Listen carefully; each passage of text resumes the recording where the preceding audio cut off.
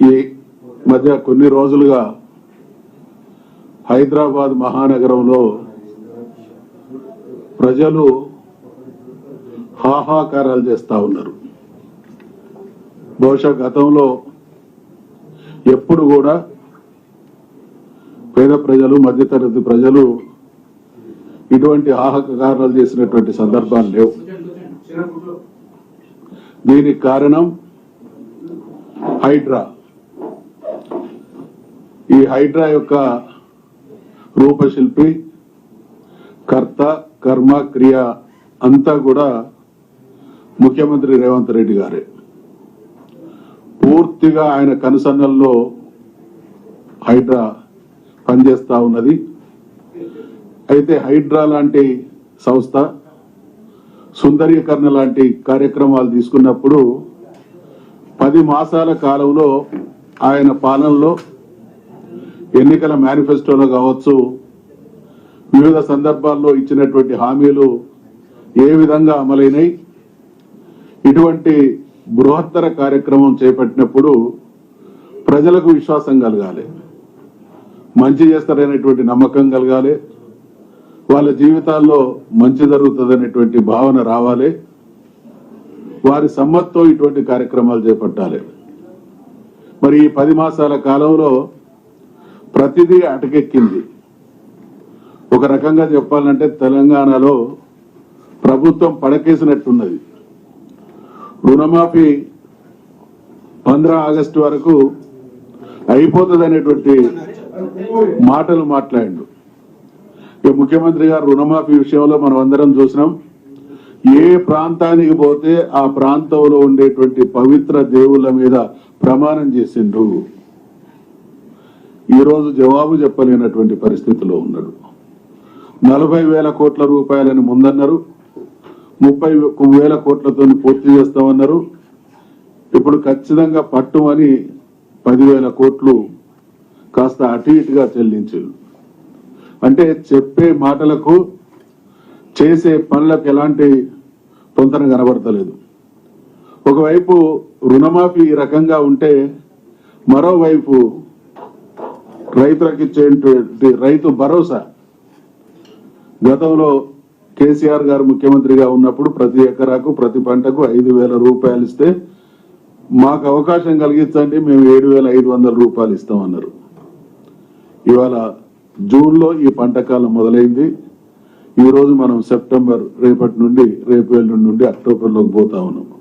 అంటే ఈ పంట కాలం అయిపోయినా దాని ఊసేయలేనటువంటి దయనీయమైనటువంటి స్థితి. 4,000 పెన్షన్లు, 2,500 రూపాయలు ఇస్తామనేటువంటి హామీ. దవాఖానాల పరిస్థితి ఎంత దయనీయంగా ఉందో మనం చూస్తా ఉన్నాం. మందులు లేక రకరకాల అవస్థలతోని పేద రోగులు బాధలు పడుతూ ఉన్నారు.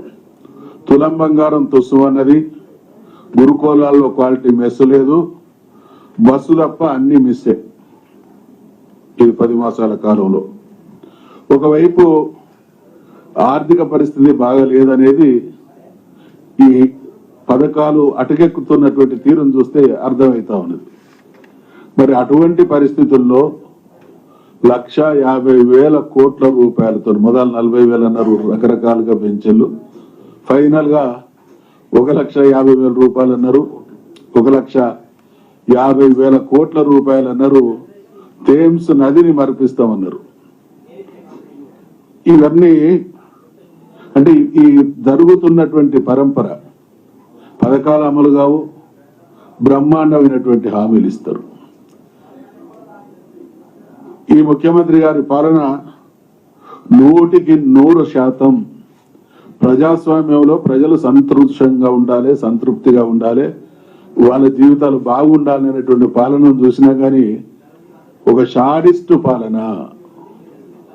ప్రజలు ఎంత బాధపడితే, ఈ స్కీములు అన్నిటితో కూడా బాధపడతా ఉన్నారు ప్రజలు.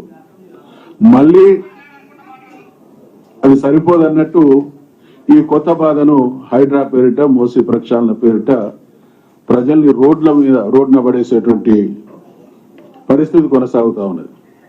తెలంగాణలో ఒక సామెత ఉంటది, ఉట్టి ఎత్తెగురలేని అయ్యాట స్వర్గానికి అందుకుంటా అనేటువంటి మాట ఇచ్చినట్టు ఈయన పాలన అంతా కూడా అదే రకంగా ఉంది. ఈరోజు రాజకీయ పార్టీలన్నీ, దాంతో పాటు కోర్టు కూడా, హైకోర్టు ఈ చర్యను ఆక్షేపిస్తా ఉన్నది. కోర్టు కేసులు పెండింగ్ లో ఉన్నటువంటి వాటిని కూడా డిమాలిష్ చేస్తా ఉన్నారు. ఇది కరెక్ట్ కాదంటా ఉన్నది. అదే రకంగా డే లైట్ లో సండేస్ ఏదో ఒక రకంగా హైకోర్టు కామెంట్ చూస్తే దొంగలాగా ఇటువంటి పని చేస్తా ఉన్నారు, ఆదివారాలు ఇటువంటి పని చేయడం ఏంటని ప్రశ్నిస్తా ఉన్నది. అంటే ఇవన్నీ కూడా ఆయన ఒంటెత్తు పోకడకు నిదర్శనం. ఇందాక నేను మనవి చేసినట్టు అన్ని పార్టీలతో పాటు సిపిఐ వారి మిత్రపక్షం కూనవనేని సాంబశివరావు గారు కూడా చాలా స్పష్టంగా ఇది దారి తెన్ను లేని ప్రభుత్వం, దారి తెన్ను లేని విధానాలతో కొనసాగుతా ఉన్నది, మేము మిత్రపక్షం కావచ్చు కానీ ఇటువంటి చర్యలు మాత్రం గర్హిస్తున్నాం అనేటువంటి మాట మాట్లాడారు. ఇవన్నీ అంటే ప్రభుత్వ నిర్వాకానికి నిదర్శనం. ఒకవైపు పరిపాలన ఆ రకంగా ఉంది, ముఖ్యమంత్రి పనితీరు ఈ రకంగా ఉంది, కానీ కేసీఆర్ గారిని తిట్టడం, కేసీఆర్ గారిని ఆదర్శంగా తీసుకోవాలి. 10 సంవత్సరాల పాలనలో హైదరాబాద్ ఇమేజ్ ని ఏ స్థాయికి పెంచిండు, తెలంగాణను ఏ స్థాయికి తీసుకుపోయిండు.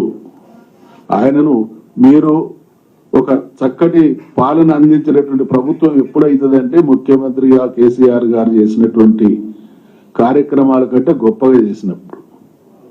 ఆయనను కామెంట్ చేయడం ద్వారా మీ రాజకీయ పబ్బం గడుపుతాం అనుకుంటే అది భ్రమే అవుతుంది.